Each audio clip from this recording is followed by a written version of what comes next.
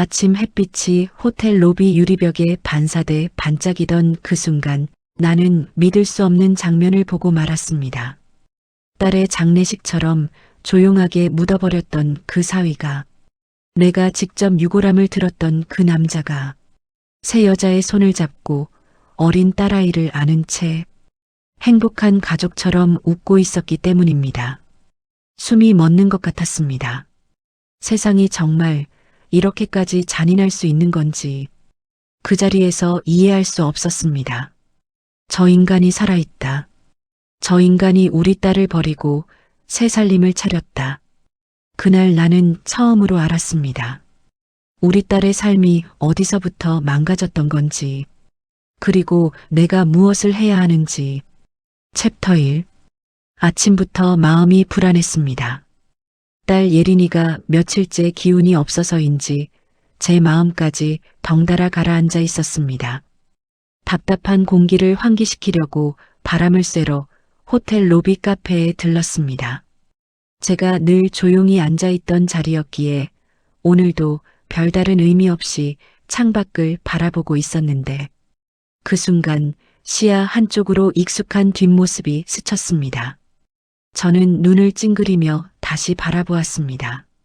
키 큰 남자, 늘 정장을 깔끔히 입고 다니던 뒷모습, 말투는 차갑고 무뚝뚝했지만 예린이를 챙기는 손길만은 조심스러웠던 그 사람, 태아였습니다.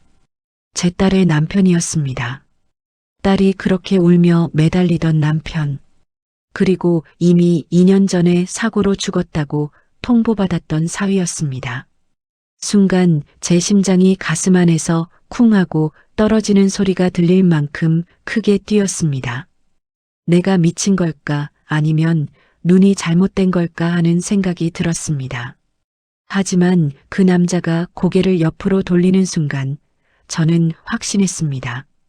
그 사람 살아 있었습니다. 저는 손끝이 떨리는 것도 잊은 채 자리에서 천천히 일어섰습니다. 그리고 그가 바라보는 쪽을 따라 시선을 옮겼습니다. 젊은 여자가 있었고 여자의 옆엔 5살쯤 되어 보이는 여자아이가 있었습니다. 아이의 손을 잡고 남자가 제 사위가 미소를 짓고 있었습니다. 그 얼굴은 제가 알고 있던 그 차갑고 무뚝뚝한 사람의 얼굴이 아니라 새로운 가정의 남편이자 아버지처럼 편안해 보이는 얼굴이었습니다. 저는 숨조차 제대로 쉬지 못했습니다. 책상 위 커피잔이 손에서 흔들렸고 그 소리에 제 자신이 더 놀랐습니다. 말도 안 돼 살아 있었다니. 예린이를 속이고 새 가정을 차린 것이었어? 저는 마른 입술을 깨물며 한 걸음 또 한 걸음 그들을 향해 다가갔습니다. 그들이 더 멀어지기 전에, 그 거짓된 웃음이 제 눈앞에서 사라지기 전에 확인해야 했습니다. 그런데 그때 아이가 갑자기 사위에게 팔을 벌리며 말했습니다. 아빠, 우리 빨리 가자. 엄마 기다려. 아빠. 그 한마디가 제 온몸을 얼어붙게 만들었습니다. 제가 사랑으로 키운 딸 예린이는 남편이 죽었다는 소식에 무너져 우울증으로 몇 달을 보냈는데 그 남자는 이렇게 태연하게 다른 여자와 아이를 가족이라 부르고 있었습니다. 저는 흔들리는 다리를 붙잡으며 가까스로 숨을 골랐습니다. 어떻게 이런 일이 있을 수 있는지. 죽은 사위가 살아있고 그가 새 여자를 품에 안고 아이를 아빠라고 부르게 하고 있는 이 상황이 도저히 현실이라고 느껴지지 않았습니다. 그때 그 남자의 마지막 말이 제 귓속에 아프게 꽂혔습니다. 오늘 저녁엔 집에서 맛있는 밥 먹자. 이쁜 딸. 저는 그 자리에서 굳어버렸습니다. 눈앞이 뿌옇게 흔들렸습니다. 머릿속 깊은 곳에서 무언가 끊어지는 소리가 들렸습니다. 저는 이 사실을 예린이에게 어떻게 말해야 할지조차 떠오르지 않았습니다. 딸이 이 장면을 직접 보게 된다면 그 아이가 무너지는 모습을 제가 버틸 수 있을지 자신이 없었습니다. 그 순간 저는 확실히 깨달았습니다. 사위는 죽은 게 아니라 우리 딸에게서 도망친 것이었습니다. 그리고 그 사실을 아는 사람은 세상에서 오직 저 혼자였습니다. 호텔 로비에서 그 장면을 보고도 저는 아무 말도 하지 못한 채 집으로 돌아왔습니다. 심장이 계속 덜컹거렸습니다. 내가 본 게 정말 맞나? 목 끝까지 올라오는 말이 자꾸 뒤로 삼켜졌습니다. 하지만 운명이 참 잔인합니다. 제가 입을 열 용기를 얻기도 전에 딸이 스스로 그 장면을 보게 될 줄은 몰랐습니다. 그날 오후 딸은 저에게 말했습니다. 엄마, 회사 근처 호텔에서 미팅 있어서 잠깐 다녀올게요. 저는 숨이 턱 막혔습니다. 그 호텔 이름이 제가 사위를 본 바로 그곳이었기 때문입니다. 하지만 그때까지만 해도 설마 같은 시간에 마주치진 않겠지. 그 한 줄의 희망에 기대고 말았습니다. 그런데 세상은 그런 기회를 쉽게 주지 않았습니다.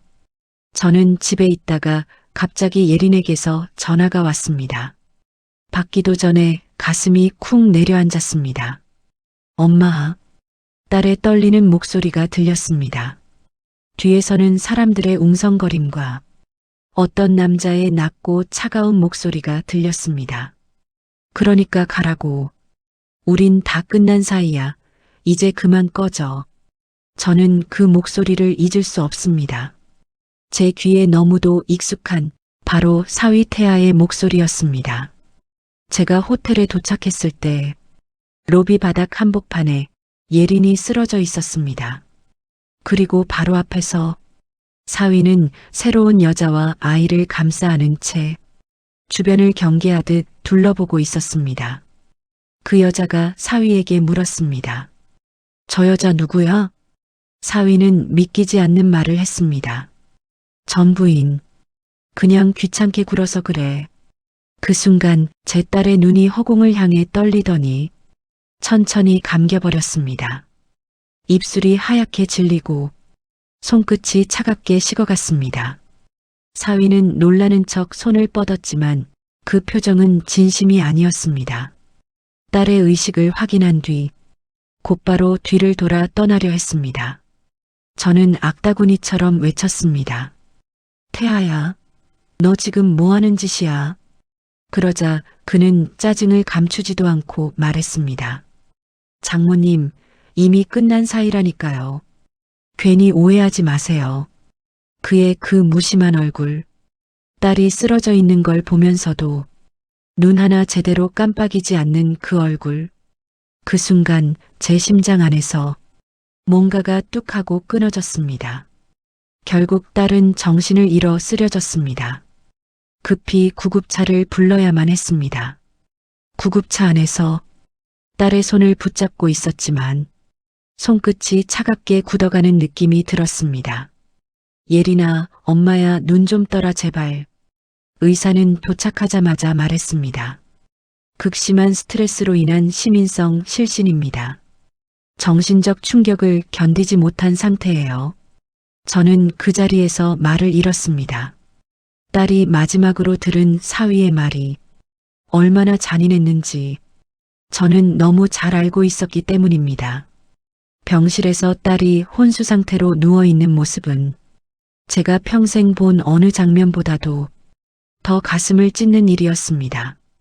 딸의 야윈 얼굴을 보며 저는 목이 뜨겁게 타올랐습니다. 내 남편에게 속고 살았던 내 과거가 딸에게서 다시 반복되고 있었구나. 그 서러움이 온몸으로 파도처럼 밀려왔습니다. 예린아, 이제 걱정하지 마라. 너 대신 엄마가 나설 거다. 그 말은 제 자신에게 하는 약속이었습니다.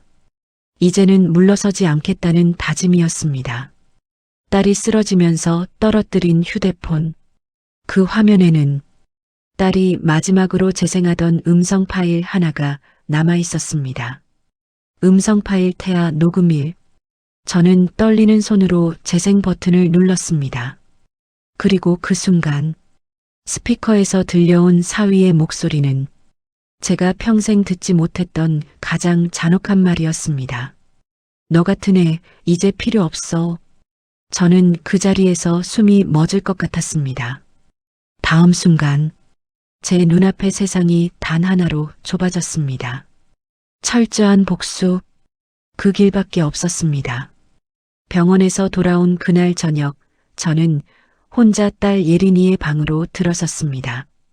햇빛 한 줄이 커튼 사이로 새어들어와 방 안을 조용히 가르고 있었습니다.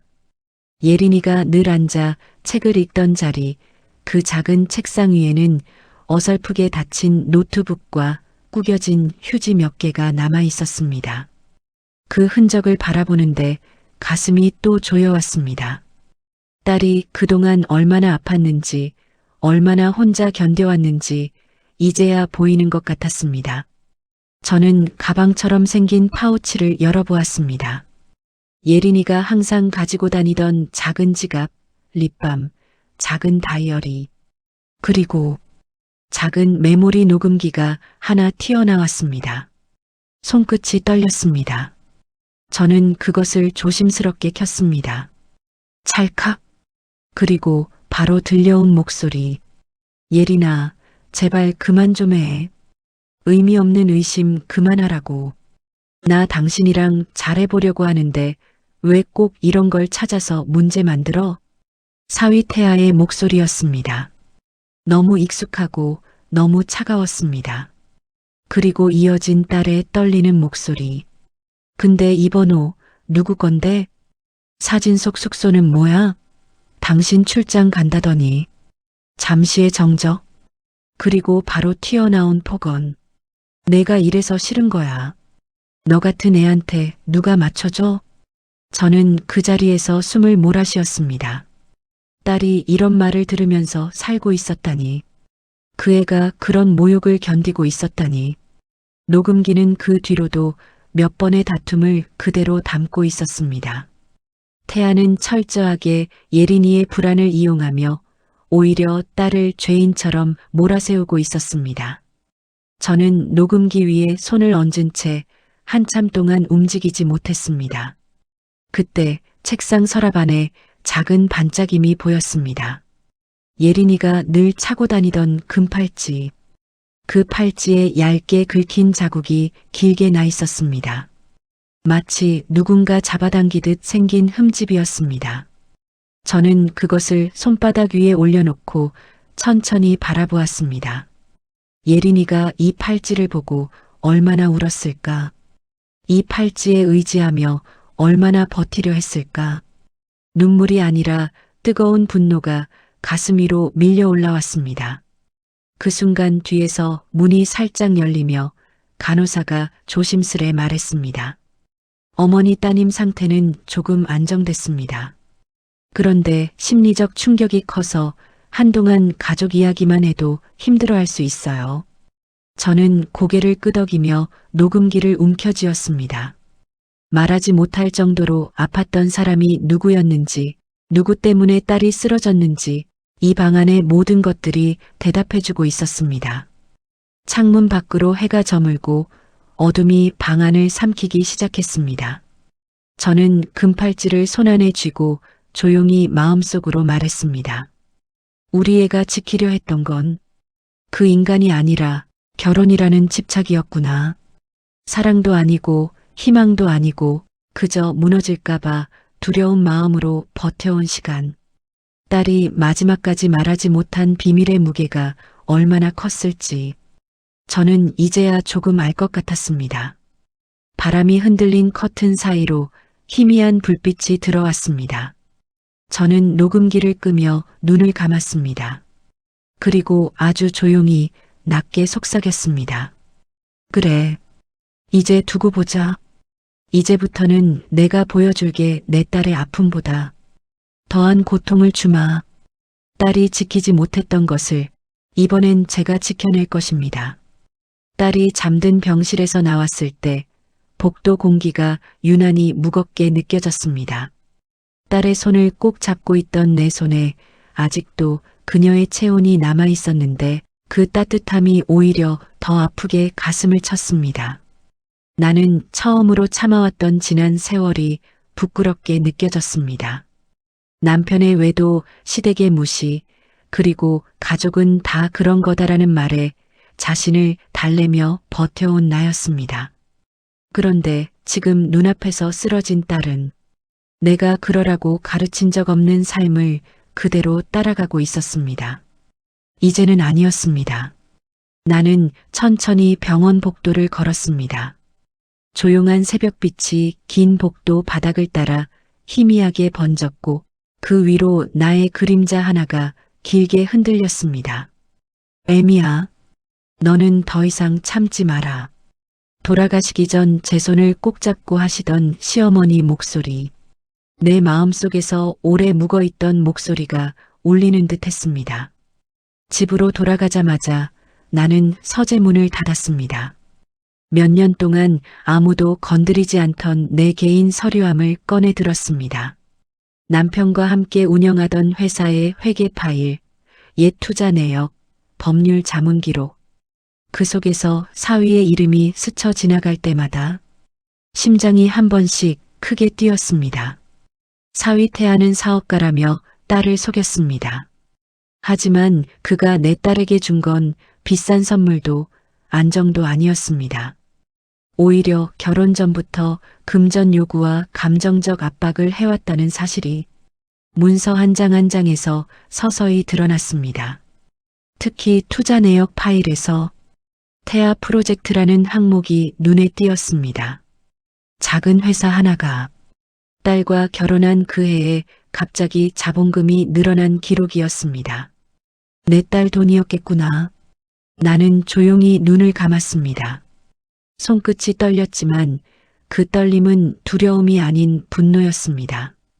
그날 저녁 나는 오랜 친구에게 전화를 걸었습니다. 재벌가라는 위치 때문에 평소 부탁하지 않던 사람이었습니다. 하지만 딸을 지키기 위해 자존심을 내세울 때가 아니었습니다.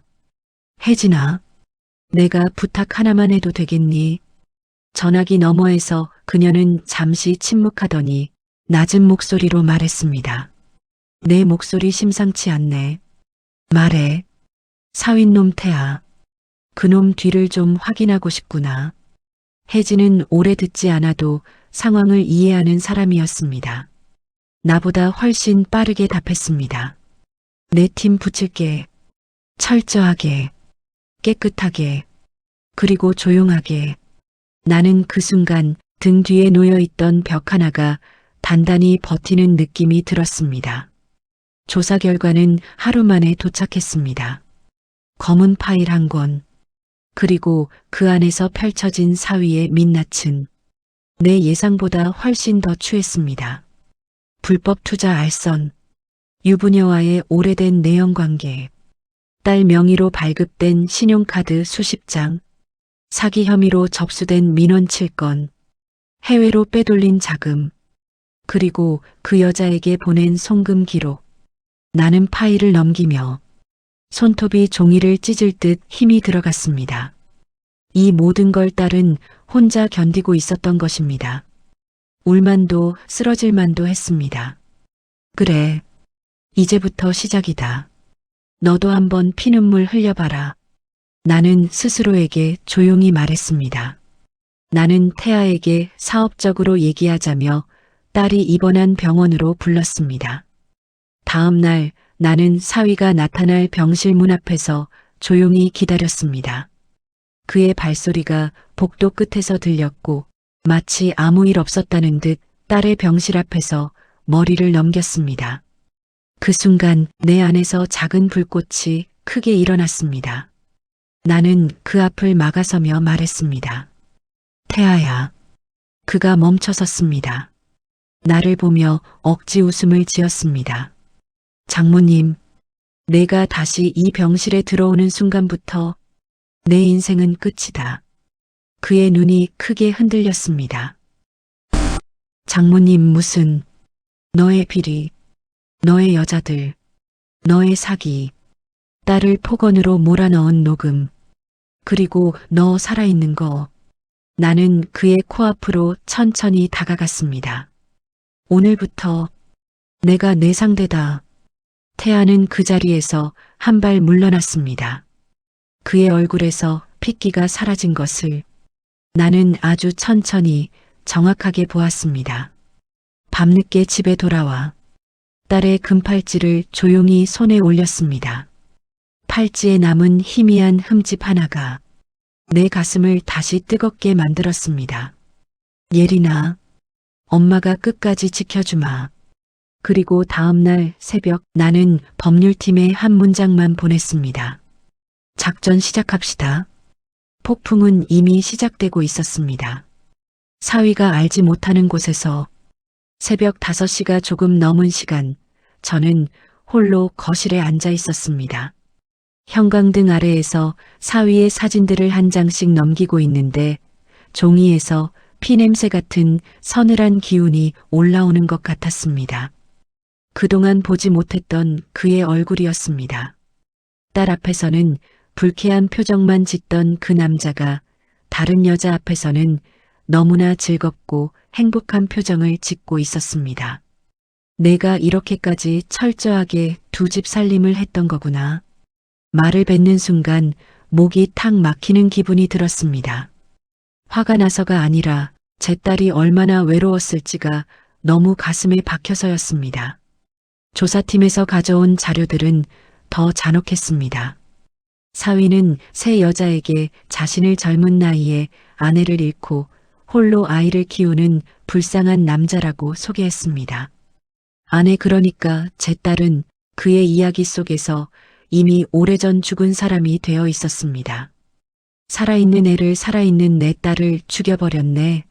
내 마음속에서 제 가슴에서 뜨겁고 먹먹한 분노가 천천히 차올랐습니다. 너무 뜨거워서 차갑게 느껴질 만큼 새 여자의 가족에게는 이렇게 말했습니다. 제 아내는 너무 아파서 오래 버티지 못했습니다. 저는 이 아이랑 새 삶을 살고 싶어요. 그 말에 속아 새 여자의 가족은 사위에게 거액을 투자했습니다. 그가 꾸며낸 사기 사업에 새 여자의 SNS를 분석하던 순간 저는 숨을 고르게 들이쉬지 못했습니다. 사진 속 어린 여자아이가 차고 있는 팔찌, 그 팔찌의 은 장식 모양이 제 딸이 몇 년 전 생일 선물로 만들어 달라던 것과 똑같았습니다. 같은 선물을, 같은 말을, 같은 손길을 두 여자한테 나눠준 거였네. 저는 그 팔찌를 손끝으로 천천히 쓸었습니다. 팔찌 금속의 차가운 감촉이 손끝에 닿았을 때 머릿속 어딘가에서 오래 묵힌 비통함이 터져 나오는 것 같았습니다. 조사팀장이 조심스럽게 말했습니다. 사모님, 더 있습니다. 사위분이 두 집에서 동시에 죽은 아내 이야기를 이용해 얻은 금전 규모가 이미 몇 억을 넘었습니다. 저는 눈을 감았습니다. 딸에게도 거짓이었고 새 여자에게도 거짓이었고 두 집 모두 이용해 사기를 치고 있었던 것입니다. 아니, 그보다 더 큰 거짓은 따로 있었습니다. 사위는 딸에게 이렇게 말했었습니다. 제가 녹음으로 들은 그 목소리, 내가 걱정하지 마. 나는 절대 다른 여자 만나지 않아. 나한테는 너뿐이야. 딸은 그 말을 믿었겠지요. 그 말을 붙잡고 울었겠지요. 그 마음을 생각하는 순간 가슴에서 무언가 뚝하고 떨어져 내리는 소리가 들리는 것 같았습니다. 저는 서류들을 다시 정리하며 혼잣말을 했습니다. 이제 알겠다. 내가 우리 앞에서 죽은 척 사라졌던 이유도, 딸을 멀리하게 만든 이유도, 돈만 남기고 잠적했던 이유도, 사위는 죽은 척을 해야만 새 인생을 시작할 수 있었던 겁니다. 딸이 있는 삶은 그에게 짐이었으니까요. 그리고 오늘 저는 결심 하나를 더했습니다. 이제부터 내 인생은 내가 끝까지 책임지겠다. 책임. 아마 사위는 이런 뜻의 책임을 들어본 적도 없을 것입니다. 하지만 저는 알아야 합니다. 딸이 당한 고통, 내가 보게 된 진실, 그 모든 상처의 대가. 이제부터 그가 갚아야 할 차례입니다. 그때 전화가 울렸습니다. 조사팀 직원의 목소리가 떨려 있었습니다. 사모님, 큰일입니다. 사위가 새 가족한테도 사모님 따님이 이미 죽었다고 말했습니다. 저는 손에 들고 있던 서류를 내려놓았습니다. 입술이 아주 천천히 굳어갔습니다. 그래, 이제 때가 왔구나. 그리고 속으로 말했습니다. 이제부터 내가 꾸민 거짓의 모든 순간을 내가 직접 밝힌다. 그날 밤 나는 오래된 서재 문을 조용히 닫았습니다. 딸이 병원 침대에서 가는 숨을 내쉬며 잠들어 있던 모습이 자꾸 떠올라 마음이 저릿하게 저렸습니다. 그 아이의 가냘픈 손을 잡고 있으면 마치 내 손끝에서도 피가 빠져나가는 것처럼 힘이 빠졌습니다. 사람 하나 잘못 만나 이렇게 무너졌구나. 딸이 감당했던 무게를 떠올릴수록 가슴 한복판이 서늘하게 뜯겨나가는 기분이었습니다. 하지만 오늘은 내가 끝낼 차례였습니다. 나는 책상 위에 늘어놓은 서류 더미들을 천천히 정리했습니다. 사위의 이중생활 계좌, 차명 투자 내역, 횡령 혐의가 묶인 회사 장부들, 새 여자를 속여 뜯어낸 금품 영수증까지 전부 하나하나 내 손으로 모아두었습니다. 그리고 마지막으로 새 여자의 가족이 보낸 문자들을 스크롤했습니다. 그는 죽은 아내를 둔 불쌍한 남자라고 했어요. 우리 가족이 들인 돈 돌려받을 수 있을까요? 혹시 그쪽 따님과 결혼한 그 남자가 맞나요? 휴대폰을 손바닥에 내려놓는 순간 마음속에서 무언가 딱 하고 끊어지는 소리가 들렸습니다. 오늘 밤 끝낸다. 나는 낮은 목소리로 스스로에게 말했습니다. 재벌이 되고 싶어 된 건 아니었습니다. 이 자리를 억지로 잡은 것도 아니었습니다. 남편과 함께 정말 힘겹게 일궈낸 자리입니다. 이 자리에 오르기까지 너무 바빠 딸에게 소홀했는데 이제는 아닙니다. 제 모든 건 딸을 위해 해온 일이기에 이제는 딸을 위해 헌신할 생각입니다. 나는 곧바로 전담 변호팀에게 전화를 걸었습니다. 태아의 불법 투자 자료 전부 언론에 넘길 준비됐습니까? 회장님 지시만 기다리고 있습니다. 금융팀은 이미 금융조사인가 신청 완료했습니다. 내일 오전이면 모든 계좌가 동결됩니다. 나는 깊은 숨을 들이마셨습니다. 이 싸움에서 내가 가진 힘, 딸을 위해서라면 아끼고 숨길 이유가 없었습니다. 나는 다시 전화기를 들어 올렸습니다. 준비하세요. 내가 보낸 자료 그대로 내일 아침 7시 일제히 터뜨립니다. 제목은 사망 위장한 남자의 이중생활로 하세요. 회장님 파장이 큽니다. 그렇다면 더 좋습니다. 내 목소리는 떨림 없이 단단했습니다. 누군가 내 딸을 죽이려고까지 내몰았다면 그 사람의 인생도 끝장내는 것이 당연했습니다. 하루가 시작되기 직전에 고요한 새벽 나는 TV를 틀었습니다. 그리고 거의 동시에 모든 방송에서 동일한 속보가 터지기 시작했습니다. 사망 위장 사건, 이중생활금전 갈취, 재벌가 사위의 파문, 그의 얼굴이 모자이크 처리된 채 화면 한쪽에 떴습니다. 나는 커피잔을 내려놓으며 조용히 중얼거렸습니다. 이 정도면 시작은 괜찮네. 그 시각 태아에게 전화가 오기 시작했습니다. 새 여자, 그 가족, 그의 회사 직원들, 투자자들, 하나둘씩 그의 삶이 무너져 내렸습니다. 나중에는 아예 전화가 오지 않았습니다. 전화를 받을 용기도 상황을 설명할 여지도 없는 사람에게 세상은 그렇게 잔인했습니다. 밤 11시 문 앞에서 알 수 없는 소리가 들렸습니다. 장모님, 장모님 제발 문 좀 열어주세요. 저 이거 다 오해예요. 오해야? 그런 말을 할 자격이 있었던가. 나는 문을 열지 않았습니다. 오직 현관 스피커를 눌렀습니다. 태아야. 장모님, 저는 딸을 사랑. 그럼 왜 죽은 척했니? 왜 다른 여자에게 같은 거짓말을 했니? 그건 왜 내 딸에게 상처를 줬니? 그의 숨이 잦아들며 흔들리기 시작했습니다. 장모님 제발 제발 살려주세요. 나는 조용히 대답했습니다. 살아야지. 그래야 벌을 받지 않겠니? 다음 날 딸이 병원 침대에서 눈을 떴습니다. 나는 딸의 손을 살며시 잡았습니다. 엄마 나 꿈꿨나 봐. 그녀의 목소리는 나뭇잎처럼 떨렸습니다. 나는 고개를 저었습니다. 아니야. 이제 너 꿈속에서 벗어난 거다. 딸은 천천히 내 얼굴을 바라보았습니다. 엄마가 해준 거야? 응.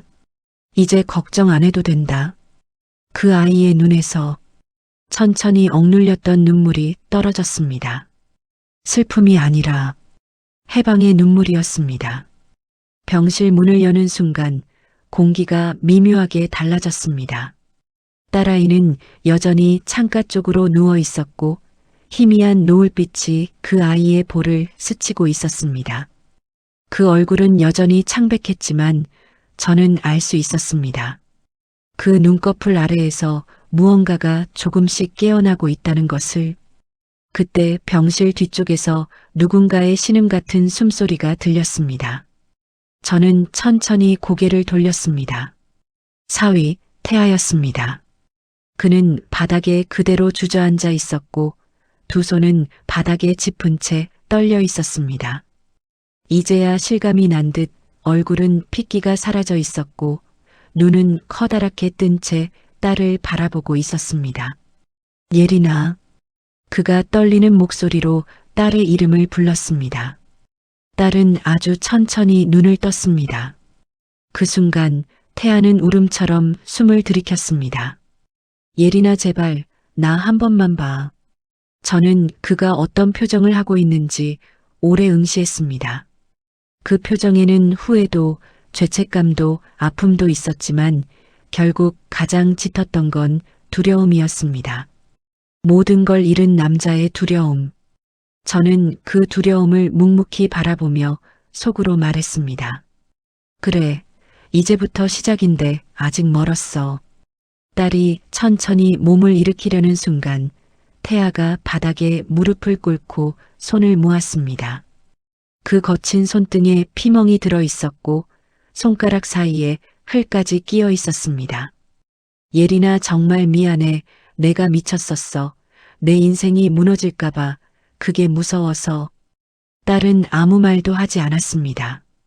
아무 감정도 없는 얼굴로 그를 바라보고 있을 뿐이었습니다. 태아는 바닥을 향해 머리를 숙였습니다. 한 번만 다시 기회를 줘. 제발 제발 예린아. 그 순간 저는 조용히 딸의 손을 잡았습니다.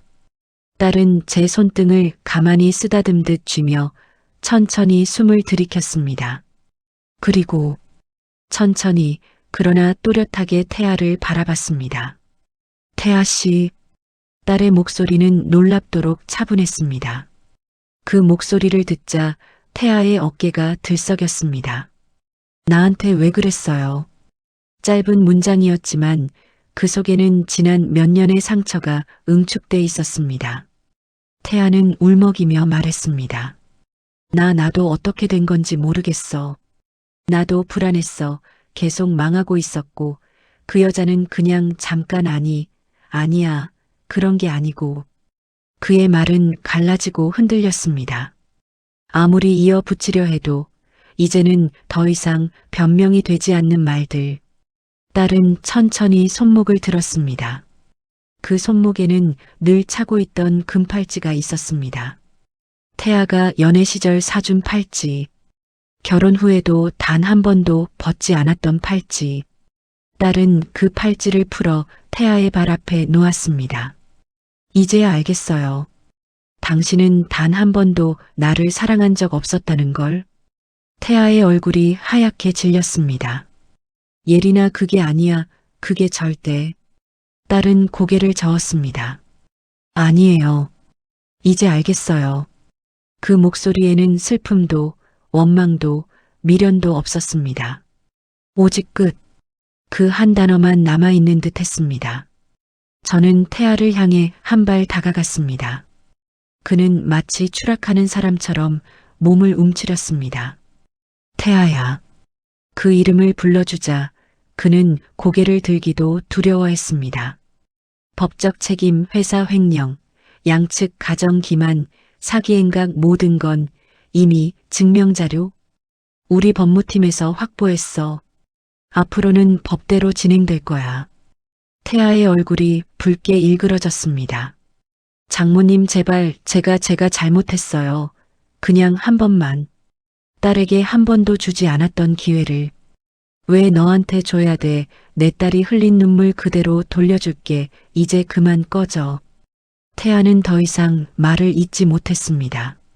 그의 어깨가 툭 하고 꺾여 내려갔습니다. 경찰이 병실 앞으로 도착한 순간 태아는 마지막으로 딸을 향해 손을 뻗었습니다. 예린아 제발 한 번만 용서해줘. 내가 잘할게 제발. 딸은 조용히 시선을 돌렸습니다. 그 손은 허공에서 움켜쥔 채 멈췄고 경찰들이 그의 양팔을 잡아 일으켰습니다. 그가 끌려나가는 동안도 저는 딸의 손을 붙잡고 있었습니다. 문이 닫히고 병실에는 다시 고요가 찾아왔습니다. 딸은 제 손을 꼭 잡은 채 아주 작게 속삭였습니다. 엄마 이제 정말 끝난 거 맞죠? 저는 딸의 이마에 손을 얹으며 말했습니다. 그래. 이제 내 삶은 다시 시작될 거야. 끝이 아니라 새로운 시작이야. 그리고 저는 결심했습니다. 앞으로는 딸의 상처를 치유하고 우리 둘의 새로운 삶을 열어갈 것입니다. 사위가 무릎 꿇은 그날 밤 이후로 나는 단 한 번도 뒤를 돌아보지 않았습니다. 내가 가야 할 길은 분명했고 딸에게 보여줘야 할 삶의 마지막 교훈 또한 분명했습니다. 그 다음 날 아침 나는 법무팀과 함께 사위의 모든 비리 서류를 정리했습니다. 횡령, 사기, 허위 신분 위조, 두 집안에 동시에 접근하며 돈을 뜯어낸 정황까지 이미 모든 자료는 준비되어 있었습니다. 이 싸움은 더 이상 감정이 아니었습니다. 딸을 지키기 위한 그리고 나 자신을 지키기 위한 명확한 정리였습니다. 사위는 결국 구속되었고 그가 숨겨둔 계좌와 재산 대부분은 압류되었습니다. 그의 가족은 몰락했고 새 여자는 언론 인터뷰에서 그를 공개적으로 고발했습니다. 모든 네트워크가 무너져가는 모습을 보면서도 나는 조금도 통쾌함을 느끼지 못했습니다. 그저 이렇게 끝났구나라는 조용한 체념만 남았습니다. 며칠 뒤 딸 예린이가 병원에서 천천히 걸어 나왔습니다. 창문으로 스며드는 햇살이 딸의 얼굴에 포근하게 내려앉았습니다. 엄마 나 이제 괜찮을까요? 예린이가 떨리는 목소리로 제게 물었습니다. 나는 딸의 손을 잡고 가볍게 흔들어 주었습니다. 괜찮지. 엄마가 옆에 항상 있잖아. 너를 언제나 사랑해주는 엄마가 있는데 뭐가 걱정이야. 우리 같이 앞으로 행복하게 살면 돼. 엄마가 그렇게 만들어줄게. 그러니까 빨리 건강해져. 엄마가 걱정하잖아. 딸은 제 손을 꼭 잡고 한참 동안 조용히 울었습니다. 그 눈물은 상처의 눈물이 아니라 새로운 마음을 여는 눈물이었습니다. 집으로 돌아오는 길 나는 딸의 손목에 남아있던 금팔찌 자국을 바라보았습니다. 그 자국이 희미하게 사라지고 있다는 게 왜 이렇게 뭉클하게 느껴졌는지 모르겠습니다. 엄마 나 이제 그 팔찌 없어도 괜찮아요. 그래. 그건 족쇄였으니까. 이제는 아무것도 너를 묶지 않을 거야. 우리는 서로를 보며 웃었습니다. 오랜만에 진짜 웃음을 지었습니다. 밤이 깊어갈 무렵 딸과 함께 창문을 열었습니다.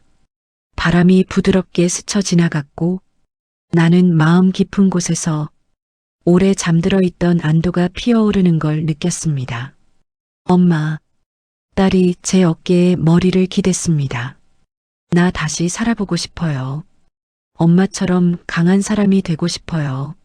나는 딸의 손을 꼭 잡았습니다. 괜찮아.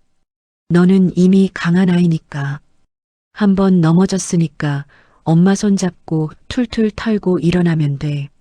창밖에 불빛이 하나둘 켜지고 우리 둘의 그림자가 바닥에 나란히 드리워졌습니다. 이제야 알 것 같았습니다. 딸이 잃은 것은 사랑이 아니라 사랑을 가장한 족쇄였다는 것을, 그리고 내가 되찾은 것은 사람이 아니라 우리 둘의 미래였습니다. 이제 가자, 예린아. 어디로요? 내 삶이 기다리는 곳으로. 우리는 지금부터 새로 시작하는 거야. 그 말을 하며 나는 조용히 딸의 머리를 쓰다듬었습니다. 부드럽게, 오래도록. 그날 밤 참 오랜만에 마음이 따뜻했습니다. 그 긴 어둠을 지나 여기까지 오기까지 저는 참 많은 밤을 견뎠습니다. 딸아이의 손을 잡고 울던 그날도, 분노로 온몸이 떨리던 그날도, 그리고 마지막으로 우리가 걸어 나오던 그 새벽까지 모든 순간을 잊지 못합니다. 하지만 이제야 알겠습니다.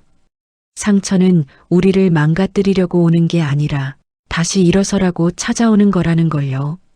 딸아이가 제 옆에서 밝게 웃는 모습을 보면 저는 그 어떤 복수보다도 값진 것을 얻었다는 생각이 듭니다. 엄마, 이제는 괜찮아. 그 한마디를 듣기 위해 얼마나 많은 길을 돌아왔을까요? 혹시 오늘 이야기를 보신 분들 중에도 가슴 깊은 곳에 오래 묵힌 아픔이 있는 분이 있다면 부디 잊지 않으셨으면 합니다. 사람이 사람을 아프게 할 수는 있어도 결국 나를 다시 일으키는 건 내 편이 되어주는 단 한 사람, 그리고 스스로의 용기입니다. 우리 이야기가 당신 마음에 작은 위로 하나라도 남았다면 이 채널에서 또 만나고 싶습니다. 구독 한번 눌러주시고 좋아요로 응원도 보내주시면 다음 이야기를 준비하는 제게 정말 큰 힘이 됩니다. 오늘도 함께 해주셔서 고맙습니다. 당신의 밤이, 당신의 내일이 부디 따뜻하기를 바랍니다.